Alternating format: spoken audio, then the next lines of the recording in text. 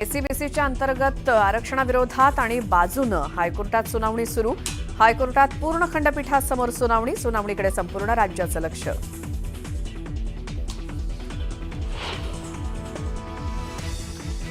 नागपुरात मराठा समाजाच्या जीआर विरोधात वडेट्टीवारांच्या उपस्थितीत ओबीसी संघटना आणि वकील महासंघाची बैठकीत जीआर विरोधात याचिका तसंच ओबीसी महामोर्चाची ठरणार रणनीती।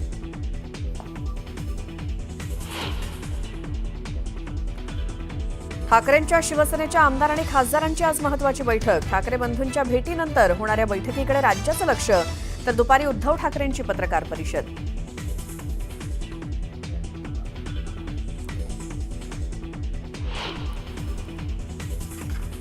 खड्ड्यांच्या मुद्द्यावरनं मुंबई हायकोर्टाचा बीएमसीला संतप्त सवाल। एकाच पावसात रस्त्यांची चाळण कशी होते? बीएमसीची कोर्टाकडनं खरडपट्टी।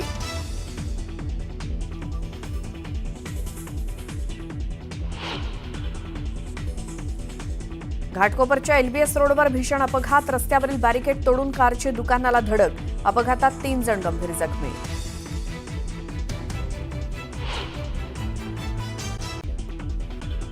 आणि चंद्रपूरच्या मूल तालुक्यात पुराच्या पाण्यातून बस चालवणं पडलं महागात। रेल्वे बोगद्यात अडकली बस, तर बल्लारपुरात जुन्या घराचा भाग कोसळला। दोन्ही घटनांमध्ये सुदैवानं कोणतीही जीवितहानी नाही।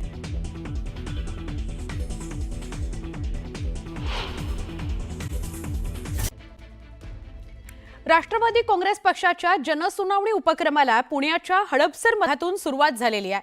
अजित पवारांच्या उपस्थितीत हा उपक्रम सुरू झालाय। या खास उपक्रमाच्या माध्यमातून आता थेट उपमुख्यमंत्री अजित पवार नागरिकांच्या तक्रारी ऐकून घेणार आहेत, लोकांची निवेदनं स्वीकारणार आहेत, समस्या सोडवण्याचं काम करणार आहेत। यावेळी प्रशासकीय अधिकारी देखील त्यांच्या सोबत असतील। अजित पवार राज्याच्या विविध मतदारसंघात जाऊन जनसुनावणी घेणार आहेत। आज पुण्याच्या हडपसर मतदारसंघातून सुरुवात झालेली आहे उपक्रमाला। नागरिकांनी या उपक्रमाला चांगला प्रतिसाद दिलाय असं कळतंय।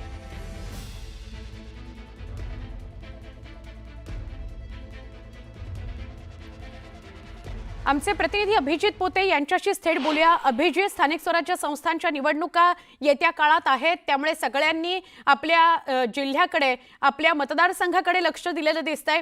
पुणे महापालिकेच्या अनुषंगाने या उपक्रमाकडे बघावं लागेल का? सुवर्णा, नक्की खरं तर येत्या काही काळात स्थानिक स्वराज्य संस्थांच्या निवडणुका राज्यभर पार पडत आहेत आणि त्याच पार्श्वभूमीवर राष्ट्रवादीकडून जनसंवाद जनसुनावणी या कार्यक्रमाचं आयोजन जे आहे ते करण्यात आलेलं आहे, ज्यामध्ये राज्याचे उपमुख्यमंत्री अजित पवार हे स्वतः मतदारसंघात जातील आणि तिथल्या नागरिकांच्या तक्रारी निवेदन स्वीकारतील। आणि या सगळ्या उपक्रमाचा शुभारंभ पुण्यातल्या हडपसर विधानसभा मतदारसंघातून अजित पवारांच्या हस्ते आजपासून करण्यात आलेलं आहे। आपण दृश्य पाहतोय की अजित पवार हे स्वतः निवेदन स्वीकारतात, त्यांच्यासोबत सगळे प्रशासकीय अधिकारी म्हणजे कलेक्टर असतील, महानगरपालिका आयुक्त असतील, महानगरपालिकेचे इतर अधिकारी असतील, पोलीस दलातील अधिकारी असतील, हे सगळे या मंचावरती आपल्याला दिसत आहेत। बरोबर 9 वाजता या उपक्रमाला, जनसंवाद जनसुनावणी या उपक्रमाला अजित पवारांच्या हस्ते उद्घाटन झाल्यानंतर सुरुवात झाली आहे। जवळपास राज्यभरातील 120 पेक्षा अधिक विधानसभा मतदारसंघात राष्ट्रवादी काँग्रेस हा दौरा जो आहे किंवा हा उपक्रम जो आहे तो राबवणार आहे, ज्यामध्ये प्रत्यक्षात नागरिक हे स्वतः जातील, अजित पवार त्या नागरिकांचं निवेदन स्वीकारतील आणि त्यासह याच ठिकाणी 15 असे कक्ष वेगवेगळे जे आहेत ते उभारण्यात आलेले आहेत, ज्यामध्ये म्हाडाचा कक्ष असेल, महापालिकाचा असेल, आरोग्य विभागाचा असेल, पोलिसांचा असेल, प्रशासकीय अधिकाऱ्यांचा असेल आणि त्या कक्षात त्या नागरिकांना तात्काळ पाठवण्यात येणार आहे। आणि निवेदन घेतल्यानंतर त्या अडचणी तात्काळ सोडवण्याचं काम अजित पवार करतात। सुवर्ण दृश्य, नागरिक त्यांना फोन लावून देत आहेत, अधिकाऱ्यांना अजित पवार फोनवरनं बोलतायत आणि जे निवेदन नागरिकांकडून दिलं जाते त्या निवेदनाचा स्वीकार करत तिथल्या तिथं त्या समस्येचं निवारण करण्याचा हा प्रयत्न आहे। एकूणच येणाऱ्या महापालिकेच्या निवडणुका असतील, जिल्हा परिषदेच्या निवडणुका असतील, त्या पार्श्वभूमीवर अजित पवारांकडून या सगळ्या मोठ्या कार्यक्रमाचं, मोठ्या प्लॅनिंगचं आयोजन करण्यात आलेलं आहे। 120 मतदारसंघ आहेत विधानसभेचे असे, जिथे अजित पवार स्वतः असा हा उपक्रम घेतील आणि नागरिकांच्या समस्या ऐकून घेत त्या सोडवण्यासाठी प्रयत्न करतील। नक्की अभिजित, धन्यवाद माहिती दिलीत त्याबद्दल। आरक्षणाच्या मुद्द्यावरनं मनोज जरांगे पाटील आणि छगन भुजबळ यांच्यामध्ये जुंपली आहे। ओबीसीतून आरक्षण मागता आहात, मग तुम्हाला ईडब्ल्यूएस आणि एससीबीसीतून आरक्षण नकोय का? याचं उत्तर शिकलेल्यांनी द्यावं, असा सवाल छगन भुजबळांनी केलाय. तर एससीबीसीचं आरक्षण 50% आत द्यावं, 50% वरील 10% आरक्षणही नको, अशी भूमिका मांडत जरांगेंनी भुजबळांना जोरदार उत्तर दिलं. 10% मराठा आरक्षण नको का? तुम्हाला 10% मराठा आरक्षण नको का? ते रद्द करायचं का? भुजबळांचे मराठा नेत्यांना थेट सवाल. केंद्रात मंत्री झालेले आहेत मराठा समाजाचे नेते, आमदार आहेत, खासदार आहेत, शिकलेले आहेत, ज्यांना हे समजतं त्यांच्याकडून मला उत्तरांची अपेक्षा आहे. मनोज जरांगेंचं भुजबळांना जोरदार उत्तर. की ईसीबीसीचं आरक्षण आम्हाला 10% 50%च्या आत ओबीसी आरक्षणात पाहिजे, ते आम्ही घ्यायला तयार आहे. 50%च्या वर दिलेलं ईसीबीसीचं 10% आरक्षण आम्हाला नको.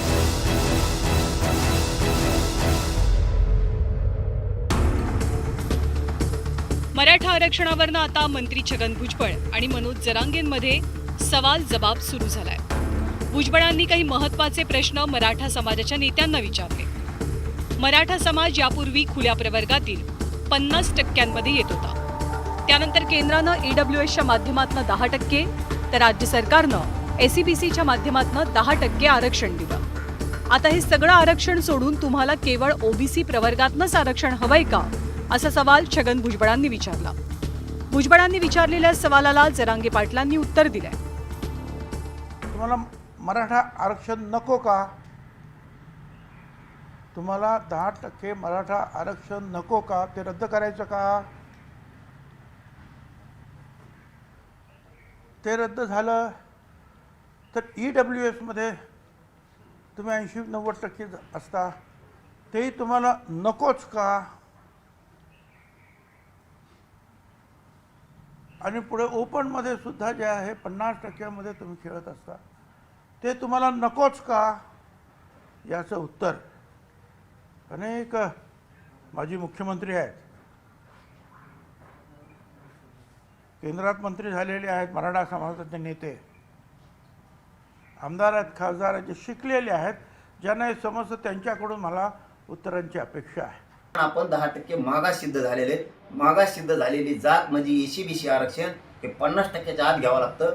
आणि त्यांनी मराठ्याला धोका दिला आणि ते 50%च्या वर घेतलं. 50%च्या वर दिलेलं ईसीबीसीचं 10% आरक्षण टिकणार नाहीये आणि ते गेलं की पोरांना पुन्हा त्यांचे इतके हाल होणार आहेत की ते नोकऱ्यातून बाहेर पडणार, शिक्षणातून बाहेर पडणार आहेत. म्हणून त्याला हे सरळ सरळ उत्तर देऊन टाका. मराठ्यांची जात 10% मागास सिद्ध झाली, ती ईसीबीसीचं आरक्षण आम्हाला 10% 50%च्या आत ओबीसी आरक्षणात पाहिजे, ते आम्ही घ्यायला तयार आहेत. 50%च्या वर दिलेलं ईसीबीसीचं 10% आरक्षण आम्हाला नको, स्पष्ट सांगा. भुजबळांनी विचारलेल्या प्रश्नांवरती मराठा नेते आणि सत्ताधाऱ्यांनी सुद्धा उत्तर दिलं. मराठा समाजाला आता जे काही कुणबी प्रमाणपत्र देण्याची जो काही GR काढलेला आहे, हा GR कायदेशीर चाकोरीत बसणारा आणि कायद्याच्या चौकटीत बसणारा आणि या GRमुळे ओबीसी समाजाला कुठेही त्याचं नुकसान होत नाही, त्याचा धक्का लागत नाही. ही भूमिका आजही आमची सरकारची आहे. सर्व समाजाला सोबत घेऊन पुढे जाण्याची भूमिका आहे. एकीकडे भुजबळांनी मराठा आरक्षणावरनं प्रश्नांची सरबत्ती केली आहे, तर दुसरीकडे मनोज जरांगे पाटील आणि भुजबळांमध्येही शाब्दिक युद्धाला तोंड फुटलंय. ज्यांना काही समजत नाही, अशिक्षित आहे, माहीत नाही, त्यांच्याकडून मला ह्या उत्तराची अपेक्षा नाही. माझी विनंती आहे त्यांना, तुम्ही होकल व्हायला पाहिजे, तुम्ही बोलायला पाहिजे.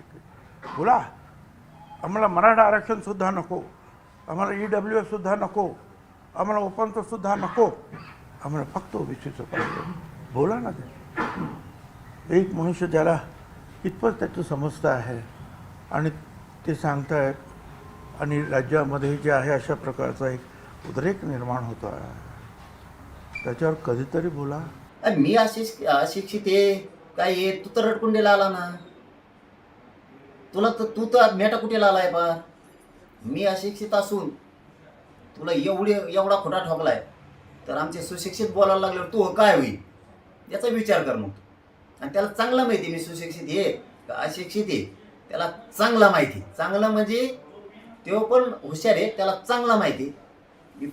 पोरग हाय पण किती डोकेबाजी हे त्यालाही चांगला माहिती.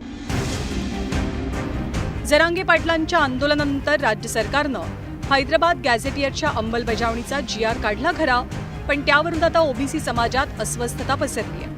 GR वरून संभ्रमावस्था दूर करा, अन्यथा GRच रद्द करावा अशी थेट मागणी भुजबळांनी केली. त्यामुळे नवीन वादाला तोंड फुटलंय आणि यातूनच आरोप प्रत्यारोपांच्या फैरी आणि सवाल जबाबाच्याही फैरी सुरू झाल्या. Bureau report, news 18 Lokmat.